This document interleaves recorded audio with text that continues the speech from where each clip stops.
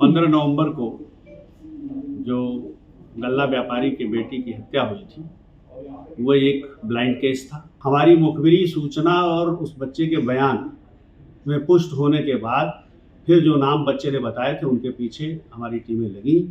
उसमें से जो उसने बताया था एक व्यक्ति और उसके साथ एक और व्यक्ति, दोनों यहाँ से भागने की फिराक में थे। उनको हमारी टीम ने पकड़ लिया है।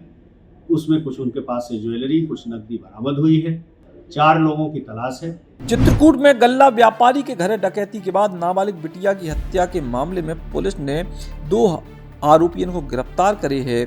7 साल के चश्मदीद बच्चा की मदद से पुलिस ने अंधे कत्ल को खुलासा करे है।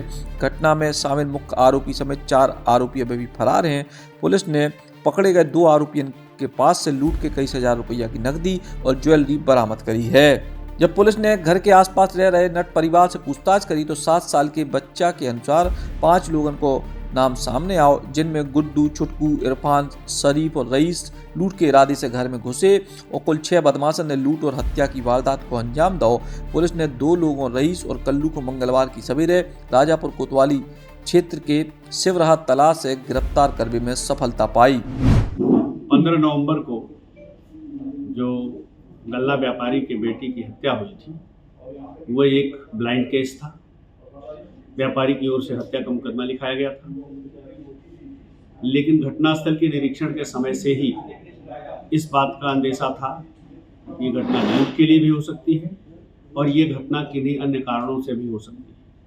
लेकिन इतना तय था कि घटना किसी करीबी ने की है जिसको वो लड़की पहचानती थी।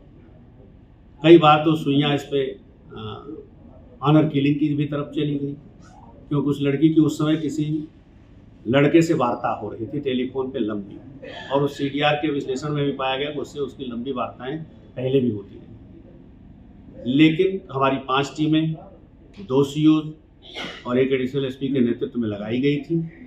सर्विलांस का काम, परंपरागत मुखबिरी का काम, अपराधियों को खंगालने का काम सब चल रहा था।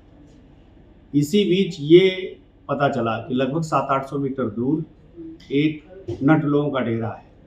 उस डेरे के पुरुष सदस्य घटना के बाद से गायब है। पुलिस ने उसके इर्द गिर्द अपना जाल फैलाया। वहाँ महिलाएं भी थी, बच्चे भी थे, तो महिला कांस्टेबल्स भी लगी, और फिर उसमें से एक बच्चा पूरी बात का उसने घटना का खुलासा किया। उसका हमने माननीय न्यायालय के समक्ष 164 में बयान कराया। हमारी मुखबिरी सूचना और उस बच्चे के बयान में पुष्ट होने के बाद फिर जो नाम बच्चे ने बताए थे उनके पीछे हमारी टीमें लगी। उसमें से जो उसने बताया था एक व्यक्ति और उसके साथ एक और व्यक्ति, दोनों यहाँ से भागने की फिराक में थे। उनको हमारी टीम ने पकड़ लिया है। उसमें कुछ उनके पास से ज्वेलरी, कुछ नकदी बरामद हुई है, और उन्होंने भी घटना को जिस तरह से बच्चे ने बताया था उस तरह से घटना देना अंजाम स्वीकार किया है। 4 लोगों की तलाश है।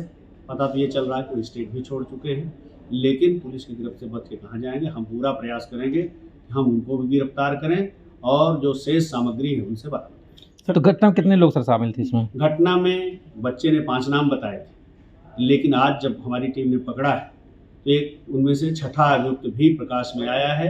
2 की गिरफ्तारी हो गई, 4 से। सर, घटना के समय बच्चे की क्या भूमिका रही उस दिन? बताया जा रहा है कि 500 रुपये में तय करके लाए थे कि 500 नहीं दिया तो उसने पूरा खोल दिया ये। अब देखें, बच्चा 7 वर्ष का है, उसको हो सकता है प्रलोभन दिया गया हो। अगर मान लीजिए वो घटना में शामिल भी होता तो हिंदुस्तान के कानून में उसके खिलाफ हम कुछ नहीं कर सकते। बच्चे ने हिम्मत के साथ ये बात बताई, यही उसके लिए बड़ी दाद की बात है। जैसा उसने पुलिस को बताया, लगभग उसी तरह का वर्जन उसने जुडिशियल मजिस्ट्रेट के भी सामने दिया। तो अगर ये बच्चा न हाथ लगता तो हो सकता घटना अभी 2-4 दिन और आगे चले। दरअसल बीते 15 नवंबर को राजापुर रोड बनपारीपुर मोड़ के पास गल्ला व्यापारी शिव नरेश केसरवानी की 13 साल की पुत्री मुस्कान की हत्या हो गई थी, घर में लूटपाट के बाद। चित्रकूट से पुष्पराज कश्यप, बुंदेली, बौछार खिलाने। Eklavya University Damoh will guide you towards a bright future. 28 acres of lush green campus, largest campus of Bundelkhand, experienced and dedicated faculty.